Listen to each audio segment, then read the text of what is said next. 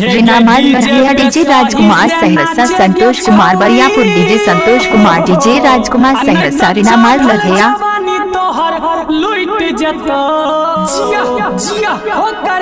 हेगे DJ पे सही से नाचे गे छौरी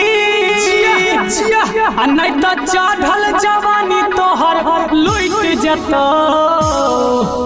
रिनामाल मरहिया DJ Rajkumar Saharsa Santosh Kumar Bariyapur DJ Santosh Kumar DJ Rajkumar Saharsa रिनामाल मरहिया डीजे के वायर मरकरी दुनु फूट जतो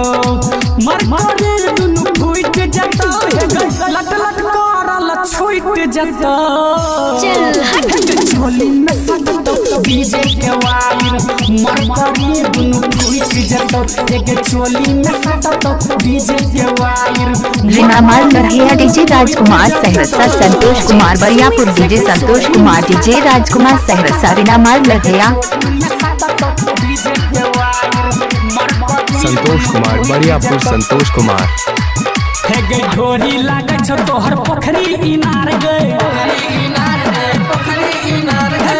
डीजे राजकुमार पोखरी इनार गए चोली में जरबो जाना रे तर के तार हे रिनामाल मरहिया DJ Rajkumar Saharsa Santosh Kumar Bariyapur DJ Santosh Kumar DJ Rajkumar Saharsa रिनामाल मरहिया चोली में सटतो डीजे के वायर मरकरी दुनु फूट जतो हे गे चोली में सटतो डीजे के वायर मरकरी दुनु फूट जतो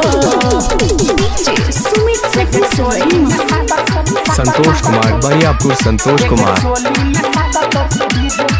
रिकॉर्डिंग भाई उजाला म्यूजिक प्रेजेंट राघोपुर सखरे सिंगर घनश्याम छौरी कहै छ तोरा। रिनामाल मरहिया DJ Rajkumar Saharsa Santosh Kumar Bariyapur DJ Santosh Kumar DJ Rajkumar Saharsa रिनामाल मरहिया उठा ले तो तोरा हे गे मुझे से लोग भुलाइत जतो छौरी राजा लोग भुलाइत जतो